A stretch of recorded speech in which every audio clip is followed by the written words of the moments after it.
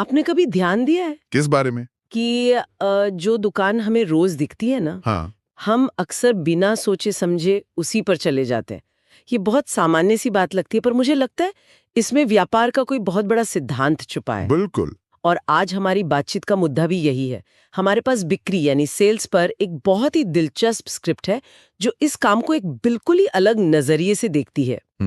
तो आज हम बिक्री के उस तरीके को समझने की कोशिश करेंगे जो जोर जबरदस्ती या दबाव पर नहीं, बल्कि सिर्फ मौजूदगी पर आधारित है, लगातार नजर आने पर। चलिए इस पर थोड़ी गहरी पड़ताल करते हैं। ये एक बेहतरीन शुरुआती बिंदु है, क्योंकि ये जो कहावत है ना, जो दिखता है वही बिकता है, जी। ये सिर्फ एक कहावत नहीं है। अच्छा। हाँ, इसके पीछे एक बहुत मजबूत मनोवैज्ञानिक सिद्धांत काम करता है। उसे कहते हैं मियर एक्सपोजर इफेक्ट। मियर exposure effect. इसका मतलब बहुत सीधा है। हम इंसान उन चीजों, चेहरों या विचारों को पसंद करने लगते हैं जो हमें बार बार दिखते हैं। मतलब बस दिखने भर से? हाँ, बस दिखने भर से। बार बार दिखना हमारे दिमाग में अपनेपन का एक भरोसे का एहसास पैदा करता है। तो जब हम कहते हैं कि लगातार नजर आना विश्वास बनाने की पहली सीढ़ी है, तो ये कोई दार्शनिक बात नहीं, ये एक वैज्ञानिक सच्चाई है। एक मिनट, तो इसका मतलब जो इस स्क्रिप्ट का मुख्य किरदार है आर्यन, वो अनजाने में एक मनोवैज्ञानिक सिद्धांत का इस्तेमाल कर रहा था। कह सकते हैं। स्क्रिप्ट में तो उसे एक सामान्य सेल्समैन बताया गया है जो न ज्यादा बोलता था न दबाव बनाता था। ये बात मुझे शुरू में थोड़ी अजीब लगी थी, क्योंकि सेल्स का मतलब तो हम यही समझते हैं कि अपनी बातों से किसी को राजी करना। लेकिन आप कह रहे हैं कि उसका वो चुपचाप रहना ही उसकी सबसे बड़ी ताकत थी। बिल्कुल। स्क्रिप्ट में आर्यन की एक खासियत पर बहुत जोर दिया गया है। वो लाइन है, वे हर गली की एक एक दुकान जानता था, भले ऑर्डर छोटा हो, रिश्ता पूरा। तय दुकानों पर जाता, नमस्ते करता, हालचाल पूछता और बस आगे बढ़ जाता। एक तरह से वो बस अपनी हाजिरी लगा रहा था। बिल्कुल। और यहीं पर लोग गलती कर सकते हैं। जो चीज किसी को निष्क्रियता या मतलब सिर्फ टाइम पास लग सकती है, वो असल में एक बहुत सोची समझी, एक लंबी अवधि की योजना है। अच्छा। आर्यन की रणनीति दबाव बनाने की थी ही नहीं, उसकी रणनीति थी धीरे धीरे उस कारोबारी माहौल का एक भरोसेमंद हिस्सा बन जाने की।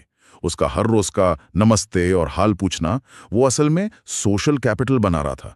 Social capital? हाँ, भरोसे के एक अदृश्य खाते में रोज छोटा छोटा निवेश कर रहा था वो। लेकिन क्या ये रणनीति आज की दुनिया में व्यावहारिक है? ये एक बहुत जरूरी सवाल है। मतलब जहां सेल्स टीम पर हर महीने हर हफ्ते टारगेट पूरा करने का इतना जबरदस्त दबाव होता है, आर्यन का तरीका तो बहुत धीमा लगता है। सही। क्या कोई मैनेजर इसे स्वीकार करेगा? आज की इतनी तेज रफ्तार दुनिया में इस धीमी गति वाली रणनीति के लिए जगह कहाँ है? देखिए, ये एक बहुत ही जायज सवाल है, और यहीं हमें छोटी अवधि के फायदे और लंबी अवधि की मजबूती के बीच का फर्क समझना होगा। ओके। दबाव पर आधारित जो बिक्री है, वो 100 मीटर की तेज दौड़ जैसी है। हो सकता है आप जोर लगाकर, आकर्षक ऑफर देकर दुकानदार को सामान खरीदने के लिए राजी कर लें। आपको उस दिन का ऑर्डर मिल जाएगा, आपका टारगेट भी शायद पूरा हो जाए। हाँ। लेकिन इस प्रक्रिया में अक्सर दुकानदार को यह महसूस होता है कि उस पर दबाव डाला गया है। अगली बार जब आप जाएंगे तो वो शायद आपसे बचने की कोशिश करेगा। विश्वास में एक छोटी सी दरार आ जाती है। सही बात है। दूसरी तरफ है आर्यन की रणनीति। ये एक मैराथन की तरह है, धीमी और स्थिर। यहां आप कुछ बेच नहीं रहे हैं, आप बस अपनी उपस्थिति दर्ज करा रहे हैं। और जब भरोसा बन जाता है तो दुकानदार आपको एक बाहरी सेल्समैन की तरह नहीं देखता। तो फिर कैसे देखता है? वो आपको अपने कारोबार का एक शुभचिंतक मानने लगता है। स्क्रिप्ट की एक लाइन इस असल को बहुत खूबसूरती से बताती है। कौन सी? धीरे धीरे दुकानदार उसे पहचानने लगे, भरोसा बनने लगा और ऑर्डर अपने आप बढ़ने लगे। अपने आप? हाँ। रही बात मैनेजर की, तो एक समझदार मैनेजर यह समझेगा कि एक ग्राहक जो हर महीने दबाव में 100 रुपए का सामान खरीदता है, उससे कहीं ज्यादा मूल्यवान वो ग्राहक है जो भरोसे के आधार पर सालों साल हर महीने 80 रुपए का सामान खुशी से खरीदता है। ये एक बहुत दिलचस्प बात है, और मुझे लगता है कि ये सिर्फ विश्वास ही नहीं बल्कि एक तरह की मानसिक उपलब्धता भी बनाता है। मानसिक उपलब्धता मतलब? मेरा मतलब है कि जब दुकानदार को उस सामान की जरूरत होगी तो सबसे पहले आर्यन का ही चेहरा याद आएगा। क्योंकि वो रोज दिखता है। हाँ, क्योंकि वो रोज दिखता है। आपने बिल्कुल सही पकड़ा, और इसी बिंदु पर स्क्रिप्ट में गुरुदेव का एक बहुत गहरा संदर्भ दिया गया है जो इस पूरी बहस को एक नए स्तर पर ले जाता है। हाँ, मैंने भी पढ़ा वो। उसमें लिखा है, सच्चा प्रभाव शोर से नहीं, निरंतर सद्भाव से बनता है। निरंतर सद्भाव। यहाँ शोर का मतलब है टारगेट का दबाव, जोर जबरदस्ती और सिर्फ अपने फायदे की बात करना। और निरंतर सद्भाव का मतलब है आयन की रणनीति, मतलब बिना किसी उम्मीद के चुपचाप लगातार अपनी सकारात्मक मौजूदगी बनाए रखना। बिल्कुल। ये कुछ वैसा ही है जैसे हमारे पड़ोस की परचून की दुकान। हम वहां इसलिए नहीं जाते कि वहां सबसे सस्ता सामान मिलता है। नहीं, बल्कि इसलिए कि दुकानदार हमें नाम से जानता है। हाँ, और कभी कभी बच्चे के लिए एक टॉफी मुफ्त दे देता है। वो निरंतर सद्भावी तो है। ठीक है, तो मान लेते हैं कि ये लंबी दौड़ के लिए एक बेहतर रणनीति है, लेकिन असल चुनौती तो इसे लागू करने में है। स्क्रिप्ट में जो सवाल पूछे गए हैं वो इसी ओर इशारा करते हैं। पहले सवाल को ही लेते हैं, क्या आपकी हर गली में पहचान है? सुनने में जितना आसान है, इसका मतलब उतना ही गहरा है। बिल्कुल। ये सवाल सिर्फ ये नहीं पूछ रहा कि आप कितनी दुकानों पर जाते हैं। तो फिर क्या पूछ रहे? ये पूछ रहा है कि क्या आपकी मौजूदगी का कोई असर है। पहचान का मतलब सिर्फ ये नहीं है कि दुकानदार आपका नाम जानता है। हाँ, इसका असली मतलब है, क्या वो आपको देखकर मुस्कुराता है? क्या वो आपको एक बाहरी व्यक्ति की जगह एक परिचित के रूप में देखता है? क्या मुश्किल समय में वो आपसे सलाह मांग सकता है? अच्छा। ये पहचान ही आपकी सामाजिक पूंजी है, जो किसी भी बिक्री टारगेट से ज्यादा कीमती है। ये एक ऐसा निवेश है जो चक्रवृद्धि ब्याज के साथ वापस आता है। और इसी से जुड़ा दूसरा सवाल है, क्या कोई दुकान ऐसी है जहां आप नहीं पहुंचते? ये तो एक तरह से अपनी रणनीति में जो कमियां हैं, हाँ, उन कमियों की ओर इशारा करता है, जिन्हें हम अक्सर नजरअंदाज कर देते हैं। सही। ये सवाल आपके ब्लाइंड स्पॉट्स को उजागर करता है। हर वो दुकान जहां आप नहीं पहुंच रहे हैं, वो किसी और सेल्समैन के लिए खुला मैदान है। एक खुला मौका है। एक खुला मौका है। आप अनजाने में ही अपने प्रतियोगी को अपनी जमीन दे रहे हैं। बिजनेस में इसे अवसर लागत या अपॉर्चुनिटी कॉस्ट कहते हैं। मतलब कुछ न करने की कीमत। बिल्कुल। जिस दुकान पर आप नहीं गए, वहां से आपको जो बिजनेस मिल सकता था, वो आपने हमेशा के लिए खो दिया। और क्या पता, वो दुकान आपके सबसे वफादार ग्राहकों में से एक बन सकती थी। और यहीं पर वो सबसे महत्वपूर्ण और सोचने पर मजबूर कर देने वाला सवाल आता है, जो मुझे लगता है स्क्रिप्ट का निचोड़ है। कौन सा? अगर आप न जाएं तो क्या कोई और जाएगा? ये सवाल सीधा है और शायद थोड़ा असहज करने वाला भी है। ये सवाल तो प्रतिस्पर्धा की कड़वी हकीकत को सीधे सीधे सामने रख देता है।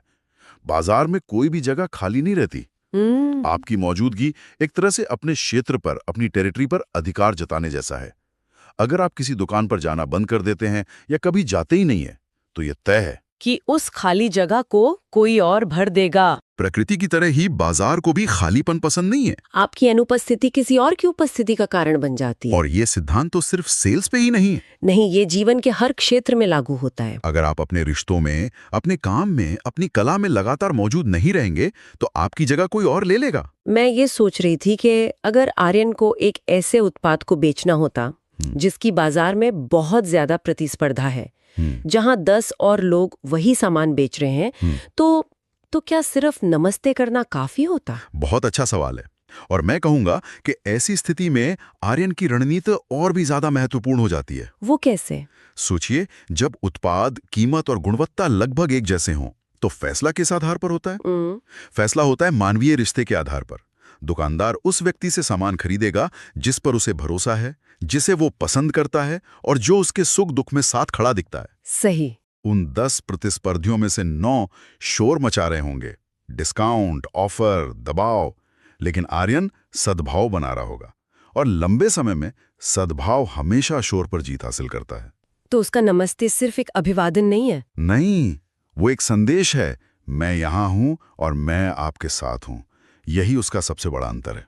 तो अगर हम इस पूरी बातचीत का सार निकालें, तो ये साफ है कि ये स्क्रिप्ट हमें बिक्री का एक ज्यादा मानवीय और टिकाऊ तरीका सिखा रही है। बिल्कुल। ये आंकड़ों के खेल से ध्यान हटाकर इंसानी रिश्तों पर लाने की बात करती है। और इसके अंत में जो विचार दिए गए हैं, वे इस बात को और पुख्ता करते हैं। जैसे लिखा है, सेल्स बढ़ाने के लिए हर जगह जाना जरूरी नहीं, लेकिन जो जगह है वहां पहुंचना जरूरी है। हाँ, ये बहुत ही महत्वपूर्ण बात है। ये गहराई और विस्तार की रणनीति के बीच का फर्क है। हर जगह भागने की कोशिश में हम अक्सर कहीं भी अपनी मजबूत पकड़ नहीं बना पाते। सही। इसके बजाय यह नजरिया कहता है कि अपना एक क्षेत्र चुनें, भले ही वो छोटा हो, और उस क्षेत्र में अपनी महारत हासिल करें। उस क्षेत्र की हर गली, हर दुकान तक अपनी सकारात्मक और निरंतर मौजूदगी दर्ज कराएं। मतलब अपनी जड़ें फैलाएं, न कि सिर्फ अपनी शाखाएं। क्या बात है, बिल्कुल यही। जब आपकी जड़ें मजबूत होंगी तो फल अपने आप लगेंगे। गुणवत्ता मात्रा से हमेशा बेहतर होती है, खासकर जब बात रिश्तों की हो। और स्क्रिप्ट की अंतिम पंक्ति इस पूरी सोच को एक सूत्र में बांध देती है। जहां आप पहुंचते हैं, वहीं से आपकी बिक्री शुरू होती है। ये एक बहुत ही शक्तिशाली विचार है। मतलब बिक्री किसी बड़े दफ्तर में बैठकर योजना बनाने से नहीं, बल्कि जमीन पर उस छोटी सी दुकान तक पहुंचने से शुरू होती है। उस पहले नमस्ते से शुरू होती है। हाँ, बिल्कुल। और मैं यहाँ सुनने वालों के लिए एक विचार छोड़ना चाहूंगा जो इसी स्क्रिप्ट पर आधारित है, लेकिन उसे आज के दौर से जोड़ता है। जरूर। इस पूरी बातचीत में हमने शारीरिक मौजूदगी की बात की है, एक सेल्समैन का दुकान तक चलकर जाना। हाँ। लेकिन आज की इस डिजिटल दुनिया में निरंतर सद्भाव या लगातार मौजूदगी का क्या मतलब हो सकता है? ये तो बहुत दिलचस्प सवाल है। किसी की डिजिटल गली यानी उसके सोशल मीडिया फीड में या उसके ईमेल इनबॉक्स रूपी बाजार में बिना शोर मचाए, बिना दबाव डाले, चुपचाप और लगातार अपनी सकारात्मक मौजूदगी कैसे दर्ज कराई जा सकती है? और कैसे हम बिना स्पैम किए किसी के दिमाग में अपनी जगह बना सकते हैं? हाँ, ये एक ऐसा सवाल है जिसका जवाब शायद आर्यन की रणनीति में ही छिपा है। मूल्यवान बनो, मौजूद रहो और धैर्य रखो।